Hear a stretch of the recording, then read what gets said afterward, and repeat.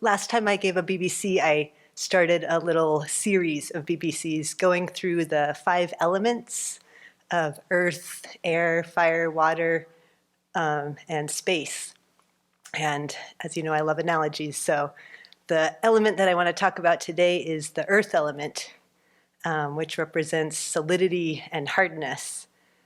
It also, in looking at this process, to me, it also means transformation, in taking apart that solidity and hardness and using it in a way that transforms things. So a large part of my practice at the Abbey has been working with what I call the element of dirt in my mind, seeing the afflictions, the obscurations, the pollutions, the many, many layers of pain and confusion and confusion that prevents me from seeing things clearly. And so I love the analogy of garden soil, of how when you have healthy, rich garden soil, it's loose, it's rich, it's made with a bunch of different elements. It doesn't have any hard rocks or bedrock layers or anything. It allows things to grow freely, but in a very nourishing way. And that's what we're doing here at the Abbey, is creating good soil. But it's a long process. And I've been playing with seeing the difference between my mind. When I was a layperson, I felt like I had it together on the surface. I had a good job, I had friends, I was doing a lot of fun things, but it was a hard shell of a surface, and underneath it was a lot of gunk and things that I didn't want to look at. Here at the Abbey, I'm doing a lot of digging up that stuff and bringing it to the surface and seeing all the rocks and the dirt and the gunk, but learning to admit it and to work with it.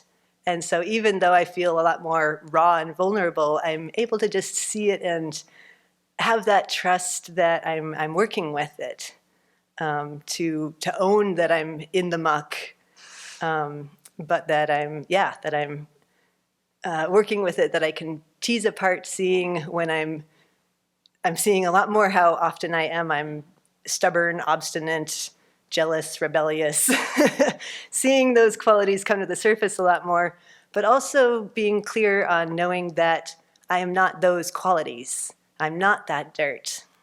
It's not me, and I'm not the muck. Lately, or a while ago, someone shared a statement that I found very helpful, of to say, even though I'm feeling scared, sad, angry, I still love and accept myself. And that's been so helpful in just teasing apart, saying, yes, I feel really crappy right now, but I still love and accept myself. And to be able to hold those two things at the same time has been very powerful. And seeing that deepest truth that I am not these feelings, that they can be cleared away.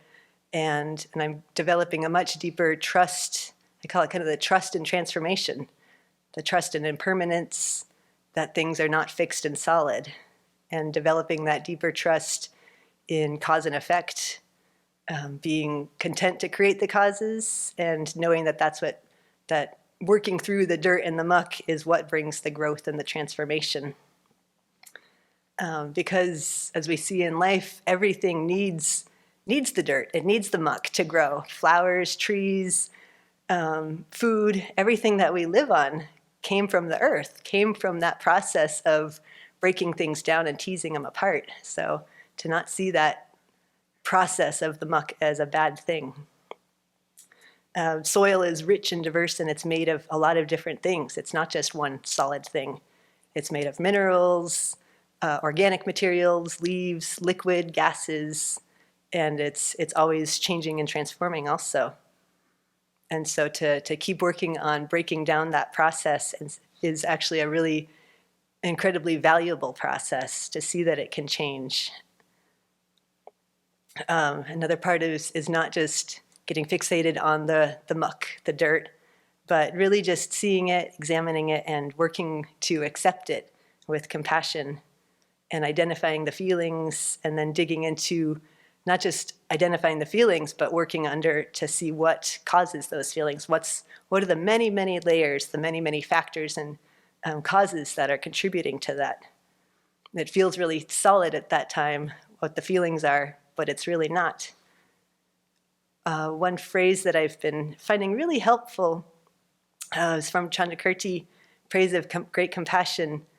Just the very short line that says, first with the thought, I. We cling to a self. And just when I'm seeing myself getting tight and seeing myself getting afflicted, just saying, first with that thought, I, has really helped, just being like, it's just a thought. And it's just this whole imagination. And that really has kind of helped just poke through things and be like, okay, this is just a thought of I, because from that thought of I comes all the clinging, the solidification, the rejecting, and so much of the suffering.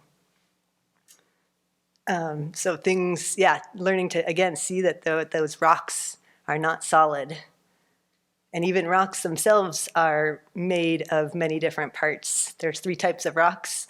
Sedimentary rocks, which are made of sand, silt, many, many tiny little particles that just get layered and layered over time. And through a process of time and compaction, it becomes solid. Same with igneous rocks, which are made from volcanic, hot, turbulent situations. Over time, they cool and become solid. And then the 3rd type of rock is metamorphic, which is kind of a combination of those that get mixed and crushed together. And so living at the Abbey, we're almost doing the process of deconstructing our rocks. We're definitely living under a lot of heat and pressure, but we're seeing also that it's made of a lot of different causes and conditions.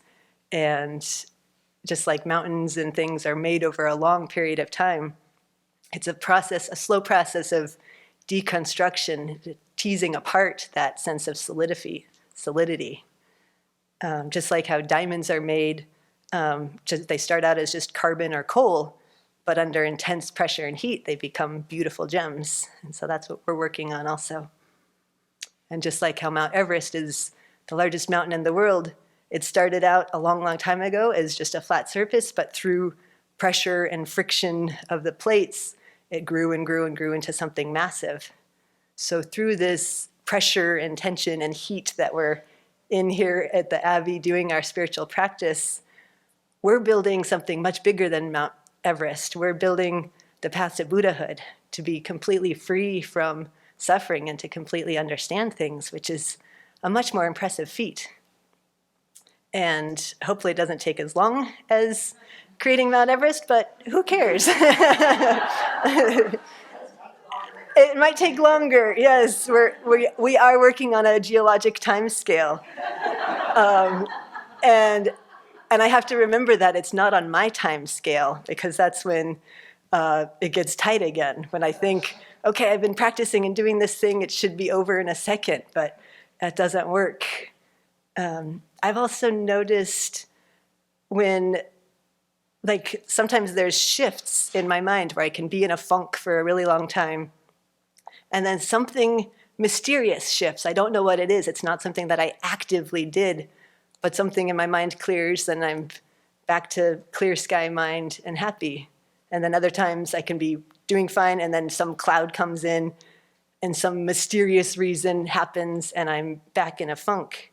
And so those seem like disconnected, mysterious forces, but they're really not. It's something happening on a deeper level that I just have to take the time to understand. So we can, I think, just rejoice in being in this flower bed of transformation, and staying clear on that intention that our growth is happening, and just trusting, having a deeper trust in that transformation is possible. And it might be a slow process, but it's a beautiful process, and we're not just doing it alone, but we're doing it together.